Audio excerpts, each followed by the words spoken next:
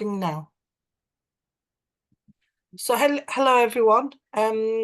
Today's session is on learning outcome 4, which is the final learning outcome, because we've done learning outcome 1, 2, and 3 yesterday, and this is the final learning outcome. What I'll do is, if some of you didn't attend the session, the next session, which is next week, of the assignment session, I will go briefly through each learning outcome, but as I'm going on, we'll go through each learning outcome. So I'm going through today a little bit on learning outcome 3 and just trying to remember what people could remember from the session. Okay, so firstly, the learning outcome we looked at yesterday was learning outcome 3, and that was to understand how reflective practice supports personal and professional development. So we looked at reflective practice. We looked at the definition of that, and we looked at the impact on service users or colleagues within the health and social care sector. We also looked at models of practice. Does anyone remember which ones we looked at yesterday?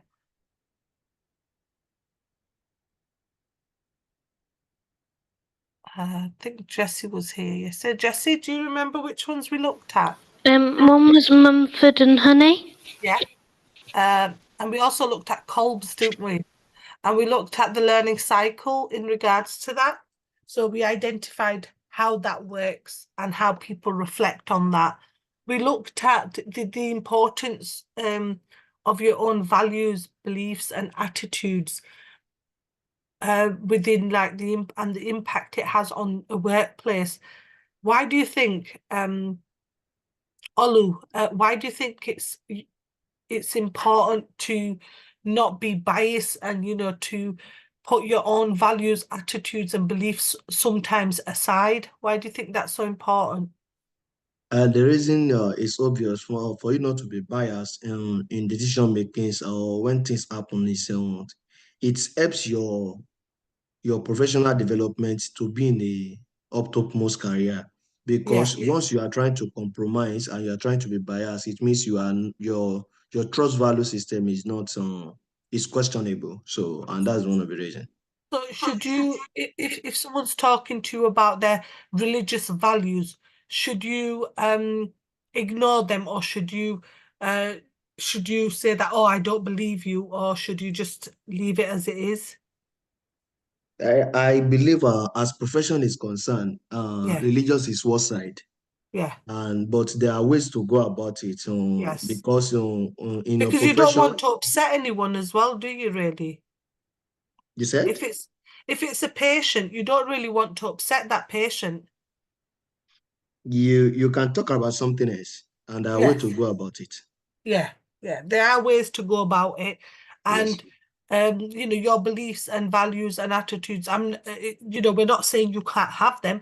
When it comes to your job, maybe in certain instances you have to put them aside.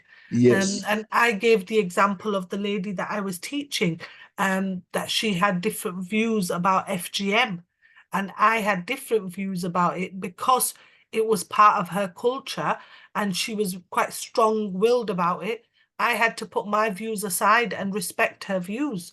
And I would always do that, because I think, you know, when you're brought up with different values and attitudes and beliefs, it's instilled into your mind that this is right and this is wrong.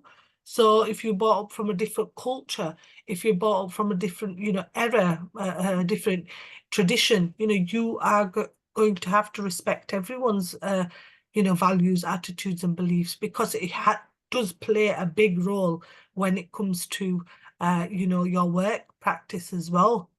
How how you work, because, you know, some people will think, you know, this is wrong, and others think this is right. So, you know, sometimes you have to put your own aside a little bit.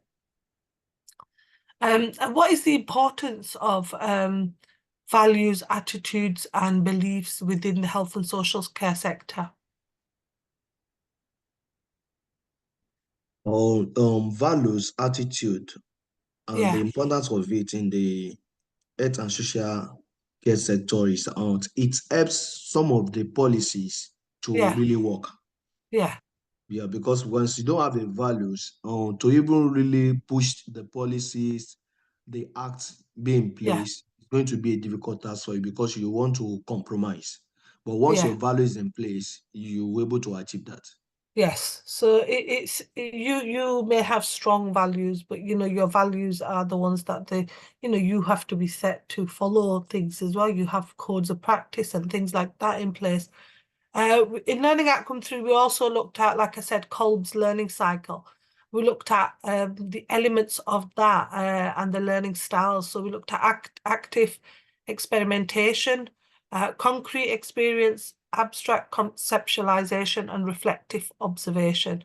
We looked at the learning styles which were accommodating, which means to feel and to do, diverging, to feel and to watch, and assimilating, to think and to watch, and converging, to think and to do. We also looked at Honey and Mumford's learning styles, which was activist, a reflector, a theorist, and a pragmatist. So these are different types of learning styles, and these people learn differently. For example, concrete, the reflectors, they reflect, so they're watchers. The theorists are thinkers, and then you have the pragmatists, which are the pragmatists, which are thinkers, and then theorists are watching, and reflectors are feeling, and then you have the activists who are doing. So these are different types of learning styles. Because why are learning styles so different? Why do we have different learning styles? Does everyone learn the same? No, we cannot learn the same because we have different levels of assimilation. Yes. And, we have the way we learn may not be the way, Jessie may not learn like Olu. I may not learn like Elizabeth. It doesn't mean we're all the same. Then we looked at self-reflection as well. Why self-reflection so important? Elizabeth? Anyone? Islamia? Why do you think self-reflection is so important? It is very important so as for us to know how much you have developed and how much you still need to develop. Yes. And would it look at your skills as well? Yeah. Would you look at how you could do things better in the future? Better than the way you've always done it. So self-reflection is really important. People don't like to self-reflect. It's like looking at your strengths, your weaknesses, your skills, your achievements, your happiness. So it could be anything. It could be both personal and professional development. We also looked at the benefits of reflective practice, things like, that improves self-awareness. It facilitates the development of any sort of knowledge, builds creativity, facilitates the development of personal characteristics. So that was Learning Outcome 3. And now we're going to move on to Learning Outcome 4, okay? And Learning Outcome 4, the final learning outcome, is to understand how to plan your own personal and professional development in health and social care, okay? And you will need this in regards to doing part of your assignment, but we'll look at that next week, okay?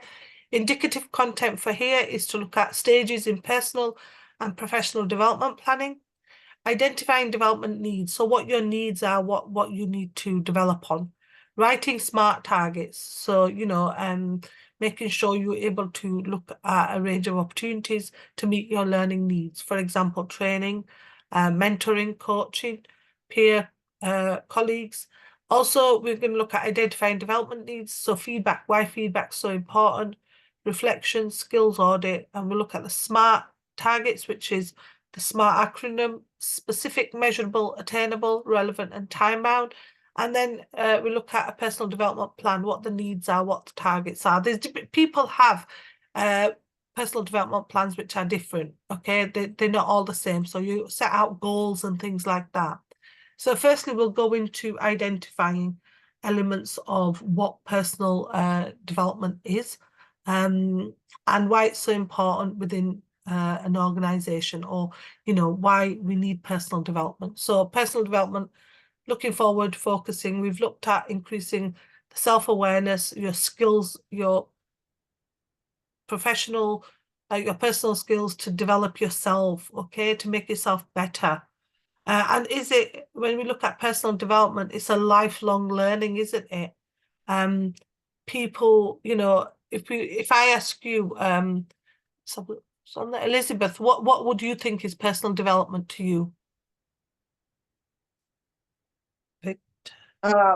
Personal development is you ensuring that you grow emotionally, mentally, professionally. Yeah. And then we look at professional development. What does that mean to you? Professional development, right? Yes.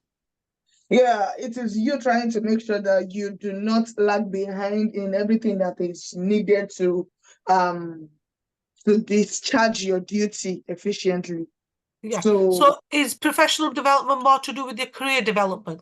yeah. Yes. Career So your career development. development, your professional development, there's opportunities out there for you. So you need to develop your skills and improve yourself through, even if it's training courses, mentoring, anything like that. So you need to be able to do that. So the next one is to outline the stages within planning 4.1 and planning your own personal development and professional development. You know, we have something called SOAR in place. It's SOAR. It's an acronym, and it looks at selecting the areas of development, objectives, action, record, and sustain. You know, it's an analysis and it's a strategic tool, and it helps you look at your ideas and dreams and your futures, and then build on that and work towards that.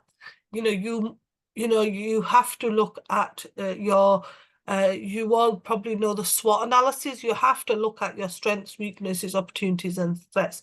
Why do you think it's so important to look at your strengths, weaknesses, opportunities, and threats? Why do you think people like to identify the SWOT analysis? Jessie, what do you think? Why do you think it's so important to identify your strengths, your weaknesses, your opportunities, and threats? So you can learn and improve and change for the better. Yeah, so you can learn, improve. But do people, like, you know, when you go to an interview, an example, you go to an interview, they always ask you your weakness. Why do you think they ask you that? So that they know that you can reflect. But do people, the other thing is, do people actually identify in interviews what their weaknesses are? Probably not. No, they don't. Why do you think they don't? Because they're worried that the interviewer will Yes. criticize them for it. Yeah. I mean, just off the record, right? Anyone, if you go to an interview, Olu, Ayu, Elizabeth, Islamia, Victor, Zoe, would you struggle? If they asked you what is your weakness, would you be honest and say it? I mean, I to be honest, I would struggle. The only thing I could say that my weakness would be that I do things. I work harder than I should. Like, that's a weakness for me, because I think I take on a lot of work. But I'd struggle to come up with saying that, oh, I'm not good at this and I'm not good at that. Would anyone do that? I don't think anyone wants to do that, because you don't know the intention of the employer. Yeah. So you'd kind of twist it, wouldn't you? Like, I Yes, would say that, oh, I think my weakness is that I take on too much work. But that could be an advantage as well, couldn't it, for the employer? sure. Because they could say this girl's going to work so much, she's never going to stop. So, you know, it could be an advantage, but I think most people, you know, try avoiding, you know, answering them questions around weaknesses, because I don't think they want to make, you know, answer them. That's why they struggle to do it. So the SOARs have, we have the first one on the SOARs is to select, select the key areas for development. So understanding your strengths and weaknesses is really important. You need to identify the key areas of development, because, you know, you need to start off with what you're good at and what you're not good at. So you need to identify that. You know, what things do I do better than anyone else? What can I do? What are my strengths? Things like that. And second one is objectives. So define your objectives. Define what you can do. Consider, writing them down and being sure that you look at obstacles in regards to that. And have in the objectives element, use the SMART acronym, which is the specific, measurable, achievable, relevant, and time bound. Use that. That will help you. And we'll go through a little bit what the SMART objective is, so you know, okay? The third element is action. So here is time to brainstorm and, make sure you know what you're doing. So sometimes these are smaller objectives you set yourself, and then you record your results on a PDP plan, which helps you identify the next steps. And it's a document that would make sure that you are looking at what you need to do and produce. Okay. And then you will have sustain, and this is a step back where you will learn and identify future areas of for development in continuous cycles. So the SOARs will help you in regard to focusing on your strategies, your strengths, your opportunities, results, and it's a collaborative tool, and it helps you bring your experience and experience into development process. And it makes you identify what are your greatest strengths. It could be things, what are my best opportunities? So it makes you question yourself, which is really good in a way. Then we have the SMART acronym, which is the specific, measurable, achievable, and time bound. And these are defining these parameters as they are your goals. They ensure that your objectives are attainable in a time frame. Why is it good to set yourself a time frame? Why do you think it's so? You said? Sorry, Olu. You said, why is the reason what? Sorry? You're asking a question. Yeah, I said, why is it important to set yourself a time limit of doing something? The reason is obvious. It will help you to achieve the specific goals. Yeah, it gives you the time to achieve the goals that you want to achieve, either in your work life or in your personal life. Okay. Anyone got any questions so far? No? Okay. So the next one is a professional development plan. And this is the document that outlines your path to your career advancement. Okay, so it's a working tool for you, okay, as an individual, and it's a tool for career growth that employers and managers can adjust and build over time. So it identifies your career goals, it identifies your skills, what you want to do. For example, if you are working as a manager, one of your skills you may focus on things like portfolio, your diagnostics, whereas PDP for the second year may focus on things like training or gaining any sort of stakeholder building new programs. So PDPs are really important both for the employee and the employer. Why are they so important for the employer?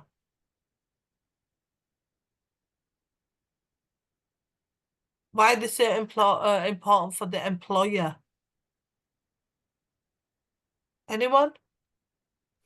So that the employer knows that you're not just going to stay at the same level the whole time you're with it. So they it know could be sorry, go on, Jessie, sorry. So they know that you're doing your job right and you're improving, and you're not going to stay at a certain level forever. Yeah, and it's also Jessie, as an employer, it gives you the advancement of moving up, in a role. So it could be a leadership role or a manager's role. There's no right or wrong way to craft a PDP. Everyone has different ways of doing it. They can look at making sure that they have career progression in it. Not everyone wants to do career progression, but it's really good to have a PDP plan in place to identify elements of it. So you assess where you are, and then you identify your goals and your skills and competencies. You decide on a strategy and you execute your plan and evaluate your progress, you know, and if you have a time limit in place, like you said, Olu, it helps you reach that goal at that time. You know, so you're there, you know, able to plan things, able to assess your skills. You know, it's there to document any sort of goals you've got.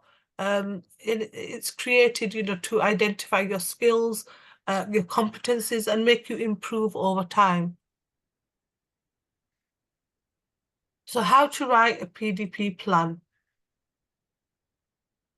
So there's 7 steps to writing a PDP plan, a little bit of which we've discussed. So set yourself goals, prioritize those goals, set yourself deadlines for when you want to achieve them.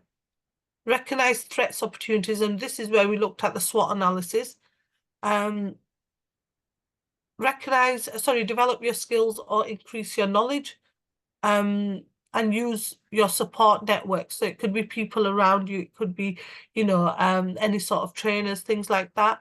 Measure your progress. So, you know, you need to keep measuring your progress if you are achieving the goals you have set. Do you always tend to achieve your goals? Victor, do you think people always achieve their goals? Hello, yeah, I think people used to achieve their goal, but not everyone. So let's say depending, not everyone. Some does, some do, why some don't. Yes. Yeah. And, so, and you may achieve, Victor, one goal, but you may not achieve the other goal in time. Yeah, that's true. That's true. Yeah. That's true. Yeah. Depending on the situation, probably nobody planned for accident, sickness, excellent. and so on. Yeah. Nobody so plans for nothing. Yeah. You know, life is not people, you know, you can plan for the future, but you can't kind of plan because you don't know what's around the corner. So, you know, you may identify, you may get one of your goals, but then the other goal is unachievable. You know, you may need more time. So, you know, sometimes it's good to, you know, have time bounds, but be realistic with your, you know, your goals as well. Be realistic on how long you could achieve them. You might achieve them before, but, you know, it's a way of trying to plan it. So the next line is how to write a professional plan. So there are 9 steps. And these are in regards to where you are. So, you know, writing the plan is a strategic plan of your personal and career advancement. So you're identifying, it's a tool that empowers you as an individual to assess your current skills, define any career objectives, and outline actionable steps for growth. You know, it's like a roadmap, isn't it, to success. So it's ensuring that each step aligns with your aspirations, you know, what you want to do, unlocking your full potential as an individual. So in your career plan, you have where you are now. So, you know, self-assessment, what you aim to do, where you are now, and, you know, identifying what your intentions are. Then number 2 is goal setting. Goals without a plan are mere wishes. So define your destination, define your goals. Are they long-term goals? Are they short-term goals?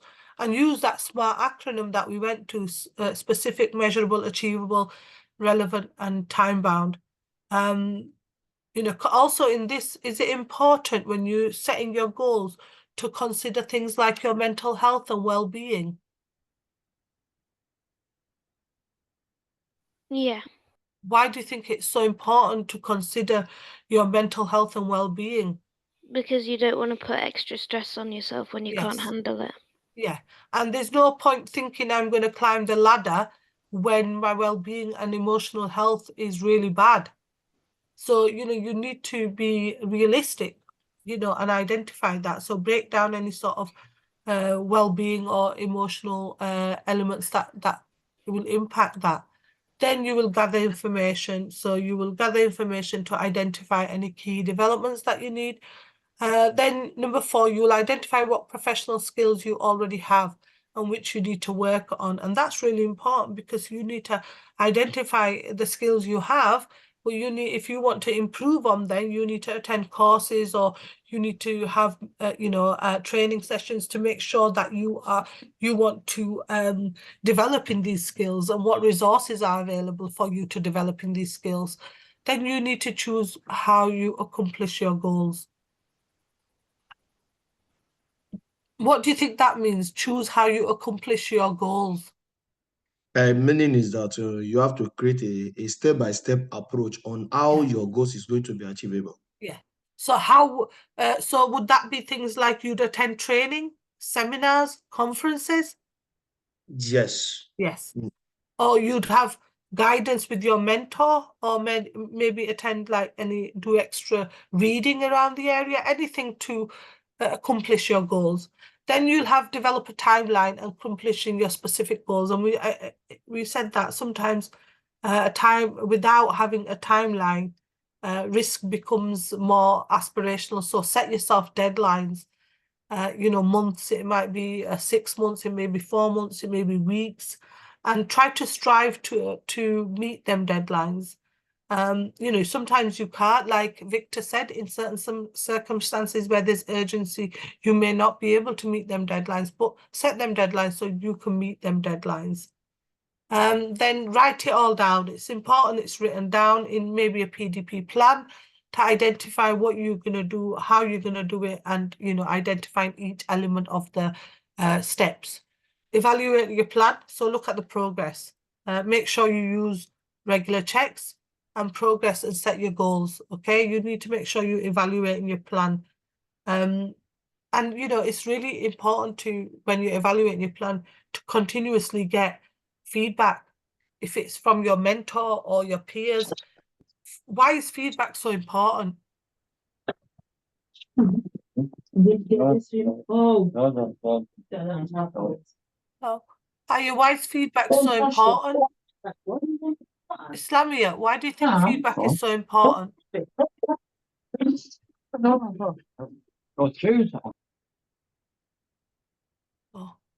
Islamia? Hello, I'm still here with you. 1 second, please. Yeah. Why do you think? Sorry. Why do you think feedback is so important? Feedback. Yeah. Yeah, it helps improve the company and any other organization. So feedback is really important. What about you? If you're getting feedback? Oh, for me? Yes. If you're getting it helps, constructive feedback. Yeah, I like feedback, so it helps improve myself. Yeah. You see, so yeah. So if there's areas you're lacking in, you can get feedback on that. Yeah. And it does help. It's really good. Yeah, it's really good to get a feedback. It helps so you know where you're lacking, where you're falling backward. Some people don't like feedback. Why do you think that's the case, Islamia? I'm not sure why, but it doesn't.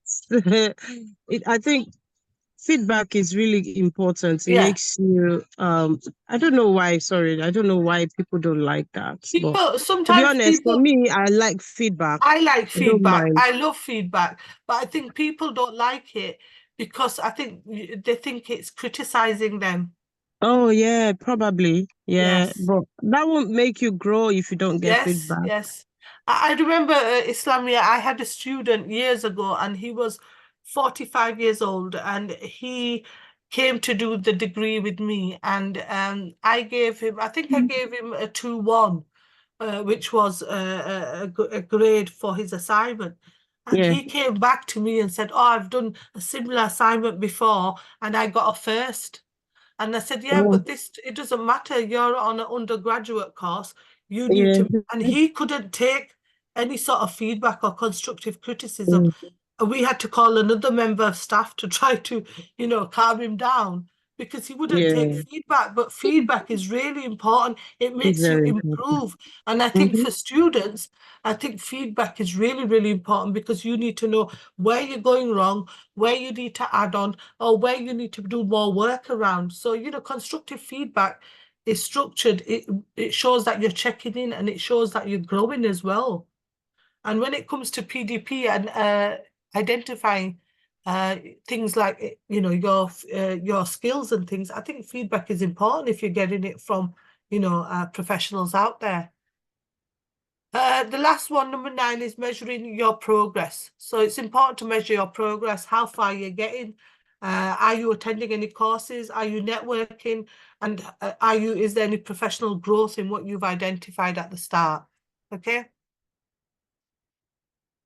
So an example of a PDP plan. So here you could see an example. It may not be that clear, but I think there's an example on Moodle for you, okay, as well. So if you look at this PDP plan, I've just increased the size.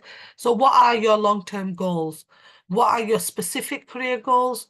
What are the key skills needed for each one of your goals? What skills you need to work out? What actions you're going to take? And when you're going to complete it. I think this is really interesting, and I think it helps you. I don't know if any of you can see what are my career goals. Firstly, his career goal on there was to become a team supervisor. And what are the key skills needed? Leadership skills, communication skills. You can add more into that. What skills you need to work on? Maybe you need to work on your communication skills or your leadership skills. What actions are you going to take? Attend any CPD leadership training programs, leadership programs, and when you're going to complete them. I think it's quite an easy one, this. I don't know if any of you can you all see this? It's quite clear, and what you want to do, how you want to do it, what you intend to do, what action you intend to take, and when you intend to take it. So could you all see that PDP plan? Yes. Yes. Yeah. So I think in part of your assignment, you have to produce one as well. So this is something that you could use as well, will help you. And this is a template that I've put on for you. So if you need to use this, you can use this as a template. Okay, so now we're looking at, just let me reduce the size a bit. 4.2, oh God, the size has gone too small. So 4.2 we're looking at, and that is explain how to identify development needs.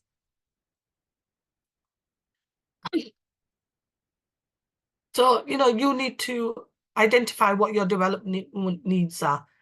And, you know, learning and development allow organizations to grow positively. And they increase job satisfaction. And by demonstrating your needs, organizations are able to provide for you, okay? You know, you could addressing any sort of needs can be a human resource management function that develops your employer's skills, competencies, and knowledge. You know, together the organization, if you identify to the organization what your skills are, they're able to help you and get you, you know, maybe courses, mentoring, maybe get you conferences that you can attend. And is learning and development good for an organization? Yeah. Why do you think it's good?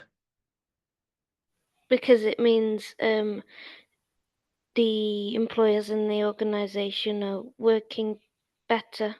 Yeah. So it kind of looks at this, you know, implementing continuous growth within that organization as well. And if there's any sort of gaps within that organization, the person is trying to get some, you know, get some development needs. So it's really good to have that in place. So identifying development needs, taking feedback, and we did this when we look taking feedback. It's important to get feedback, you know, a reflection and skills audit, and we'll go through each one. So taking feedback, I know people don't like, when we talk about taking feedback, people don't like taking feedback. And I don't know why, because I think it's really important to get feedback. You will reflect on your feedback, and, you know, especially within the health and social care profession, it's essential that you have feedback because you keep it up to date with legislation, practices that are in place, and any sort of changes. You know, within the health and social care, are there a lot of changes that come in place? yeah. So why do you think if a manager wants to give feedback to an employee about any sort of new practices, best practice, why do you think it's so important within the health and social care? Because if they don't, they might be doing the wrong thing for the patient. Yeah, they may be doing the wrong thing. So you as a manager need to make sure you're supporting your staff and making them, keeping them up to date, with any sort of laws that are changing, any sort of, developing their learning. You need to obviously have meetings with them if they're urgent meetings, if there's new developments, any sort of reflective practice. And, it's always important, and it's that, as a manager, you observe, have formal observations. Why do you think that's so important? Why do you think documenting and having observations is important?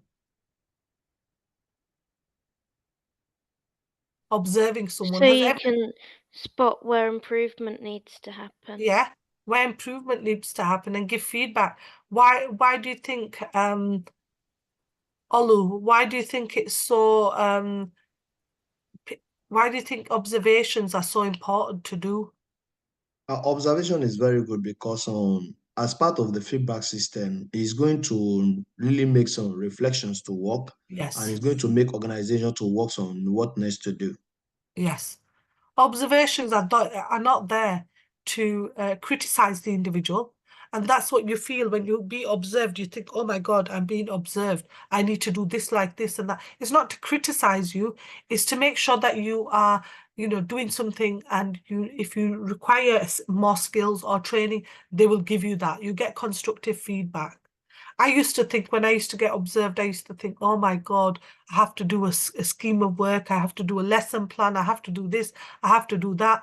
But it doesn't matter, because, they're there to give you constructive feedback. And I also know that people don't like being observed, but it's not a bad thing. It's a good thing, because you're able to reflect. They may give you ideas that you don't know about, and like Olu said, reflection is good part of it as well.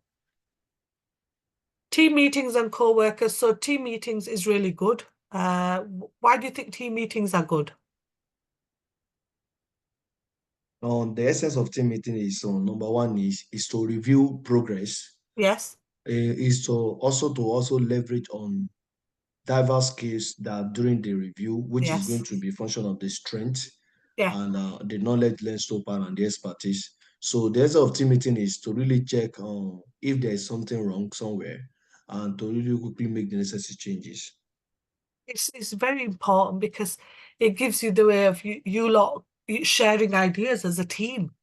You may, you can have support from the team as well, and any sort of feedback, advice and guidance. So it's really important.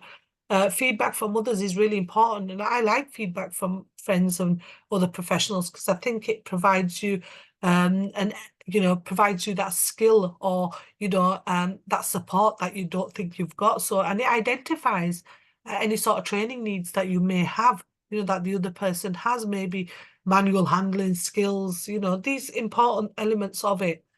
Reflective practice is the process of reflecting on an action that has been taken either during an activity or after an activity. So reflective practice is it's growing now, and you are reflecting as a manager, and you should offer any sort of guidance or feedback to improve their practice, and it's a growing thing within any sort of with any sort of organization.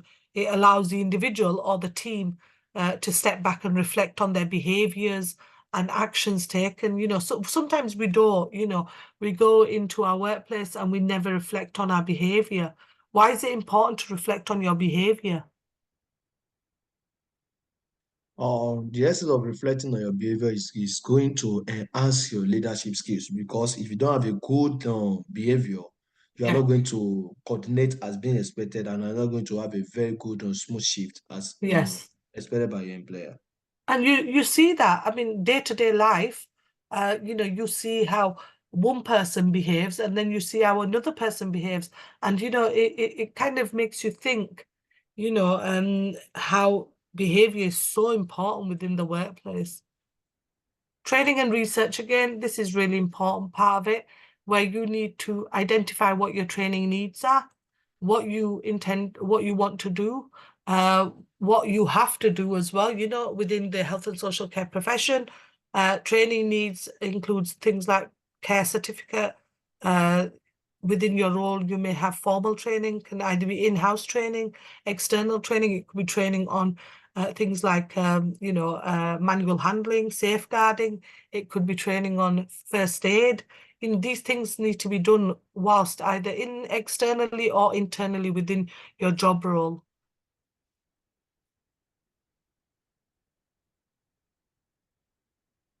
Is everyone okay so far? Yeah. Yes. Okay. Skills audit. Okay, skills audit is reviewing your skills, okay, and knowledge. You as an employee would, your manager would review your skills. It allows you to see your gaps as well, if there's any gaps in your expertise, and it allows you to identify, like we said, strengths, weaknesses, and areas of any development that you need. And you, not all members of staff will have the same skills, will they? You may all have different skills. One may have better skills in nursing, and the other may have better skills in IT. So, you all have different skills. If an employee has the same skills, the organization would be stagnant. So, everyone has different skills.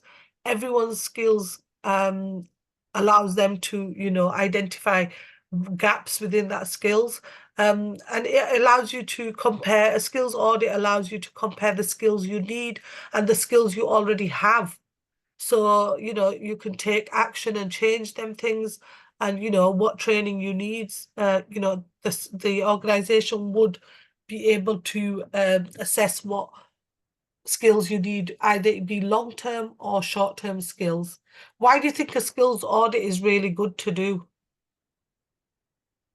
The essence of skill audit is for your employer to really analyze the SWOT analysis so that they can know what needs to do as regarding the strength and the weakness of such an employer. Yeah. It identifies, like you said, exactly your strengths and weaknesses, and see if you need extra training and things. The next slide looks at a skills audit, an example of a skills audit. So it looks at, I can do this well, and you tick each one. Okay, but I need more practice. I can't do this, and priority development of the skills. So very important, number 1. 2, quite important, and number 3, not important. So these are some questions that you can look at. It's things like, I'm able to work to deadlines. I'm able to access and search electronic resources. So it's different questions, and there's 3 skills audit template. There's 3 pages of that, which identifies different questions that you can have a look at in your own time. Okay. Mentors and tutors. Mentors and tutors are really important in regards to they're a valuable source for you. Okay, so for you to reflect on, and it's someone who has experience, and you're able to pick up things from that person when you observe them. Has anyone mentored anyone in the health and social care profession when getting the job?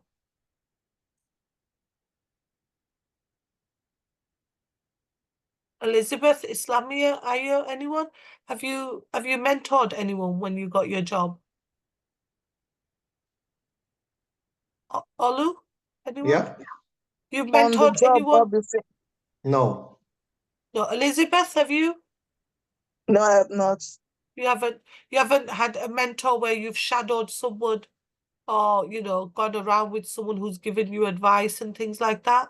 Yeah, okay, that I have in my place of work, there's a post they call security post, or Yeah. for every shift there's always a security personnel.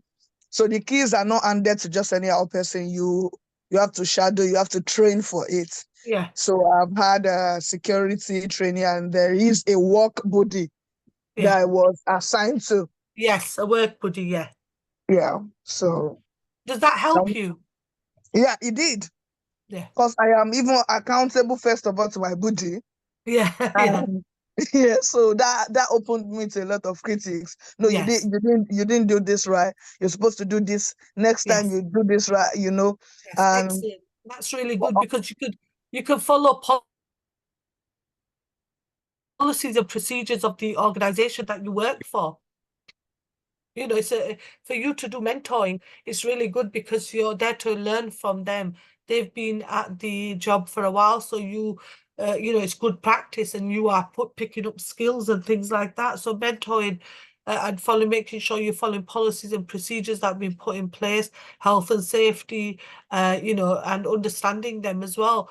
And standards, again, standards are used to set out required attitudes, behavior, competencies. You know, you have within your health and social care profession, you will have standards that you have meet. You must behave in a certain way. Why is that important? Why do you think standards are so important?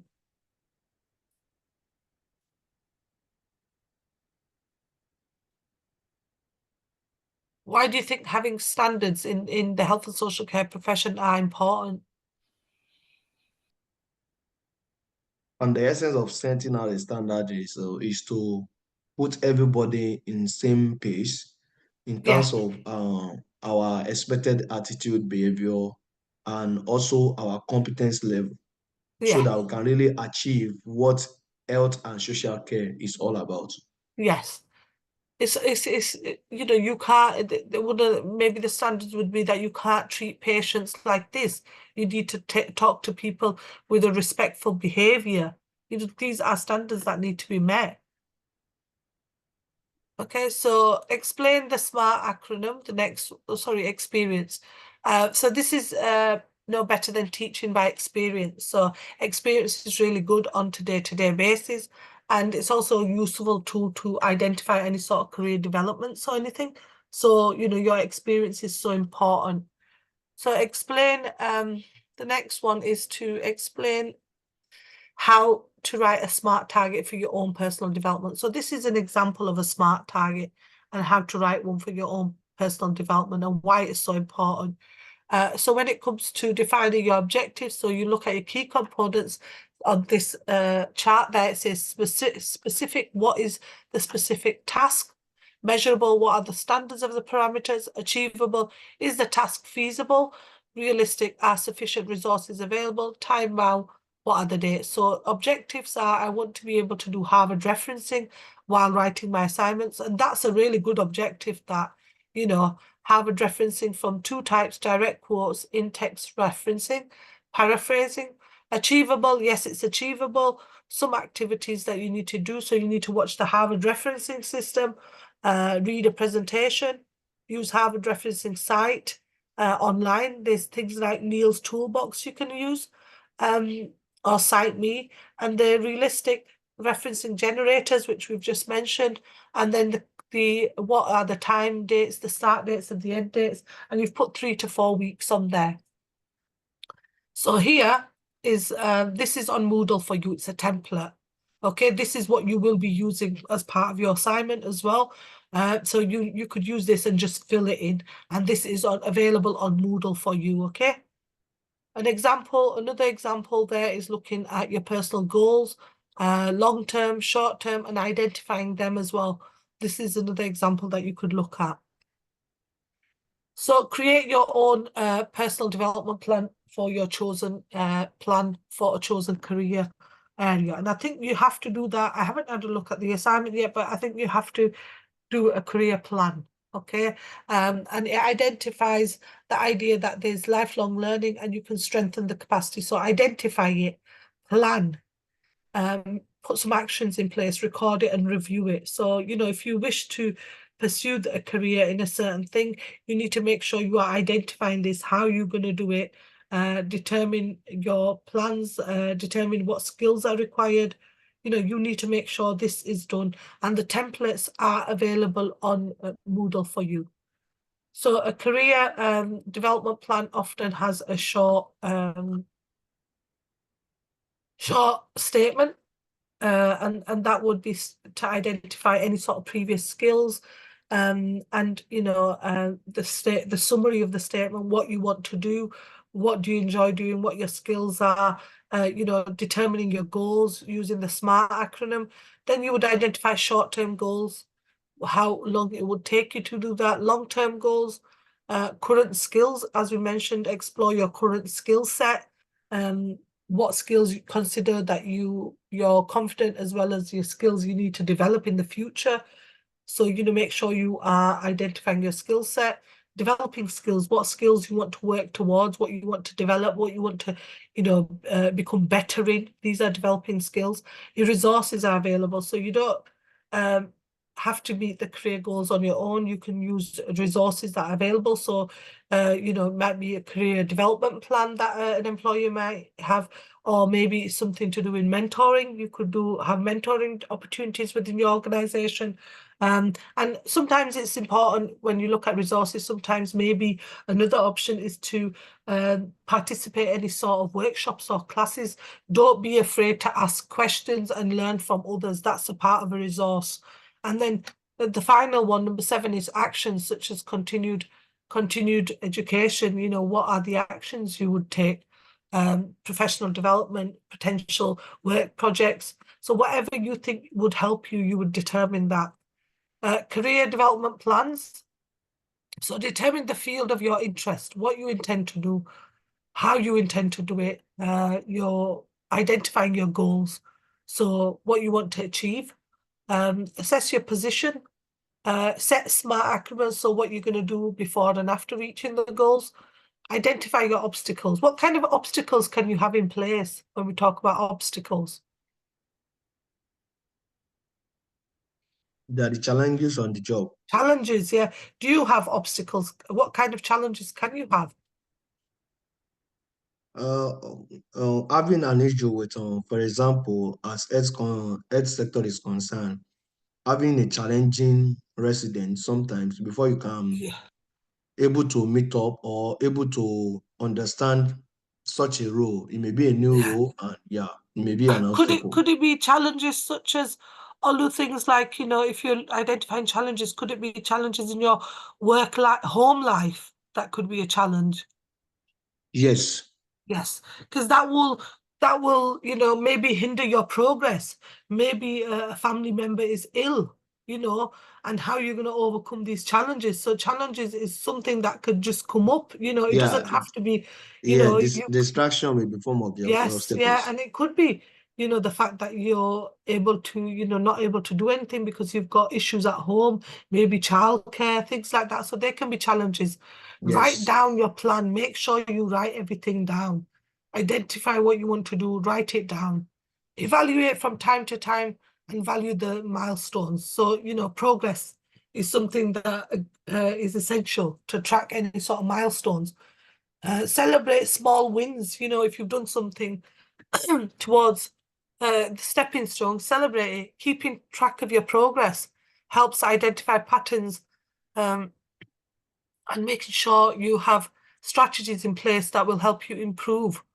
And look back. It's really important to look back and think about how far you've come as well, because that's really important. It's an achievement in itself. So the key developments are likely to be things like knowledge. So, knowledge is really important, making sure that, you are getting updated practice, any sort of skills. So showing any sort of skills that you have in the workplace. Your behavior is another important aspect, and self-assessment and reflection. And that is really important, reflecting on things, making sure you are reflecting and how you are improving them, reflecting on yourself. Reflection, as we mentioned, is really important in any element, because self-reflection makes you identify where you are going wrong, how you are going wrong, and also, trying to encourage, things like mindfulness practices to manage any sort of stress or anything. It's really important to look at your own development. Sometimes people don't realize how much skills they have. They think they don't have any skills, but it's so important for you as an individual to, you may have skills that you don't even identify as being skills. I have a huge amount of skills, but I have also qualifications. I have quite a lot of qualifications, but I tend to mix my qualifications up with my skills, and it's not always a good thing. So, it's always good to document your skills, document your skills in regards to doing the skills audit. you know, identifying your current skills and identifying gaps, how you can improve them skills. You know, we don't realize, but there are, you know, there are strategies of, you know, tools in place that could help us increase our skills. And behavior, I think, is really, really important part of any sort of work ethic. You know, you should be able to, you know, in the health and care, social care profession, behavior is important because you should be able to work with people from different walks of life, and you need to be behaving in an appropriate manner. So that could be one of your things that is discussed with your manager.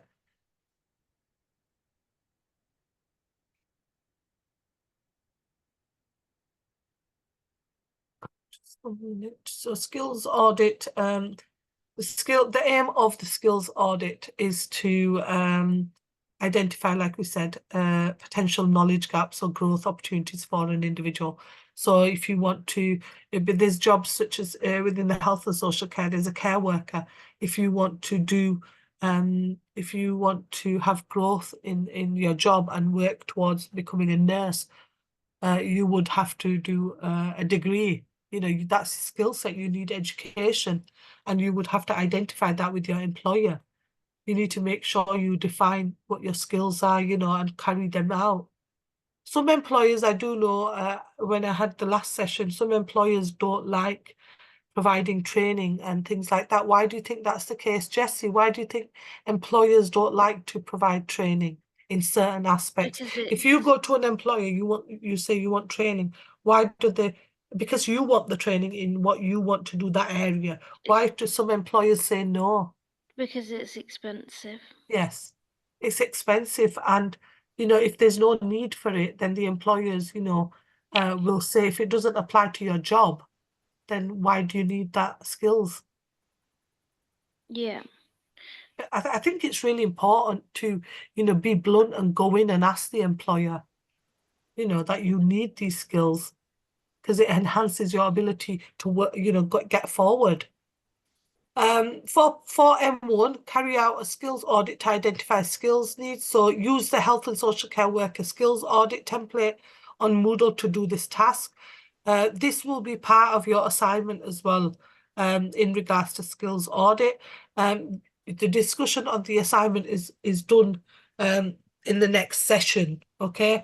And we will identify lots of things in that which would help you complete the assignment. And there will be examples on Moodle for you to look at for the sample example assignment discussion. Okay, has anyone got any questions now? My question is now, as of today, we have covered to learning outcome 4. Yes. On our module, do you have updated recorded version now? Yes. Because everything, I will, once this is recorded, like yesterday, I will email this recording to them, and what will happen, they will upload it on Monday for you tomorrow, and everything would be uploaded. It would be learning outcome 1 recorded, learning outcome 2 recorded, learning outcome 3 recorded, and learning outcome 4 today's session will be recorded and put on Moodle for you, okay? Because the recorded version of Moodle is not the session you took us.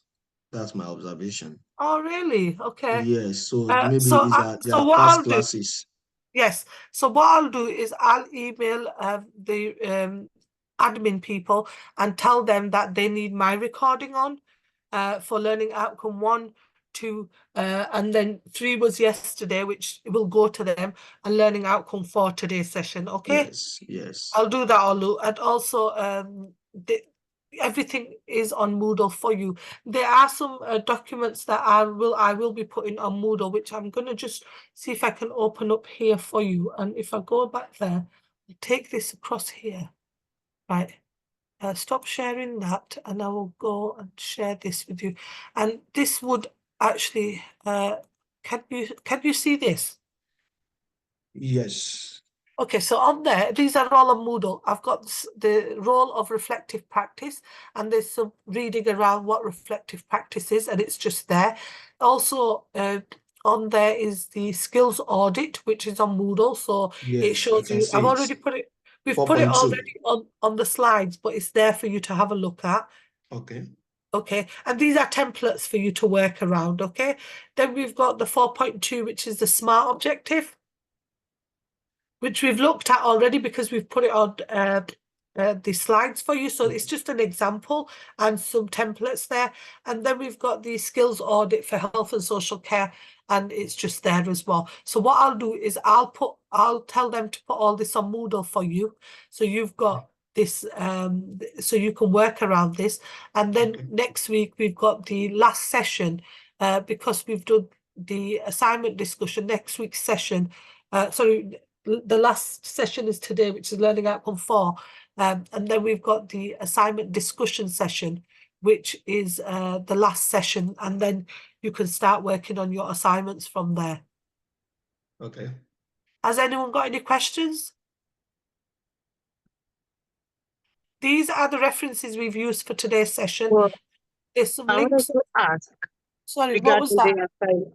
I wanted to ask regarding the assignments. You know, there are Yes. some examples in the model. Yeah. Are we able to take some of them? Is it possible? Yes, you are. You're able to use the templates. I think, you know, the templates that I've got at the top, you should use these as well if it asks for you to do a skills audit or SMART, you know, plan or So a do we PDP use plan. do we use the references as well? Yes, use the references, these references here. All right, thank you. Yeah, use the references. Sorry, I'll just go back to this here.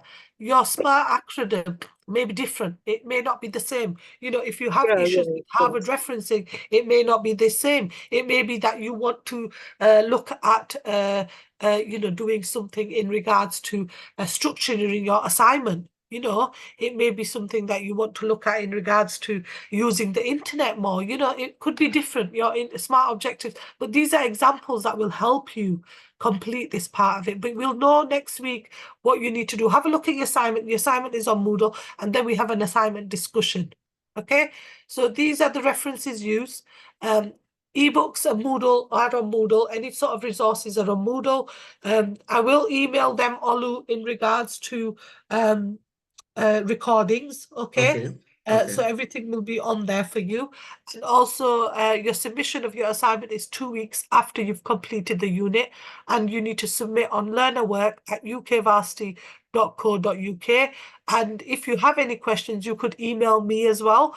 But you need to make sure that you are making sure that you are, if you have any questions around submission or doing the assignment, please email learnerwork@ukvarsity.co.uk. But the assignment session is next week, so you need to make sure that you attend that session because it will help you, and I'll support you and guide you, and you can ask questions around the assignment. Okay.